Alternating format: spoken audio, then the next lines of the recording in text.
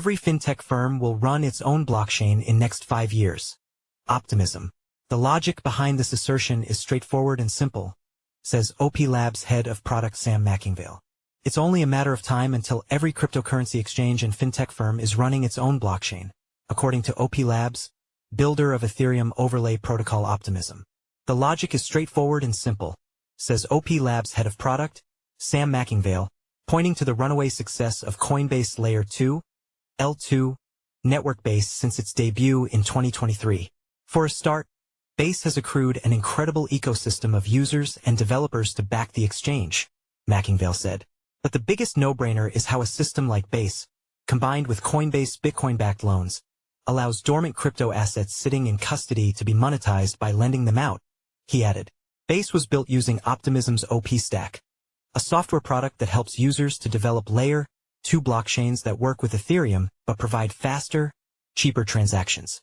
McIngvale said Base's success, it's the largest Layer 2 by a number of metrics including total value locked, is an illustration of how the industry is likely to develop.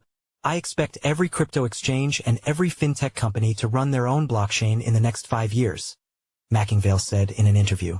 If you own Bitcoin on Coinbase, in one button, they will take that Bitcoin, move it to Base, which then lets you borrow USDC from it.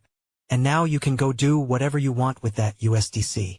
Both Optimism and rival Arbitrum assume a transaction is valid, hence optimistic, with potential fraud detected through permissionless fault proofs. Optimistic rollups boost the throughput of Ethereum's base layer by processing transactions off-chain to reduce the computation load, deriving security by publishing transaction results on the underlying, or Layer 1, blockchain. Another approach is to use zero-knowledge proofs to create rollups that publish cryptographic proofs of validity for off-chain transactions. McIngvale, who was instrumental in building the custody business at Coinbase, makes the further point that simply holding crypto in cold storage on a platform works out relatively expensive. Traditionally, there's been a cost to custody a lot of crypto because of all the security implications, McIngvale said. Unlike custodying equities where you don't really pay for that, those equities are lent out and things happen to them under the hood. Crypto is still much more nascent, but it's moving in that direction. There's clearly been a bit of base envy happening in crypto land. Global exchange Kraken has introduced Inc., a Layer 2 blockchain that also uses Optimism, as have Bybit, BitGet, and OKX. Fintech firms like Robinhood, for example, are also exploring their own L2S linked to Ethereum. Optimism's modular vision of an interoperable superchain would ideally allow users to go from one blockchain to another, just as their browser moves from one website to another, McIngvale said. Early adopters in crypto were way more willing to put up with kind of crappy UX, McIngvale said. People would wait 12 seconds for something to confirm and pay $50, because it was this new technology that they were exploring, probably akin to being online in the mid-90s. Like, it was painful.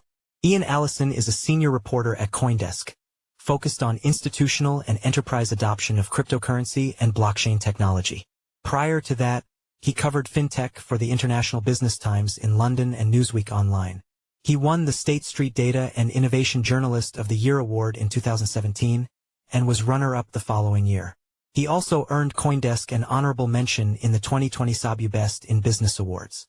His November 2022 FTX scoop, which brought down the exchange and its boss Sam Bankman-Fried, won a Polk Award, Loeb Award, and New York Press Club Award.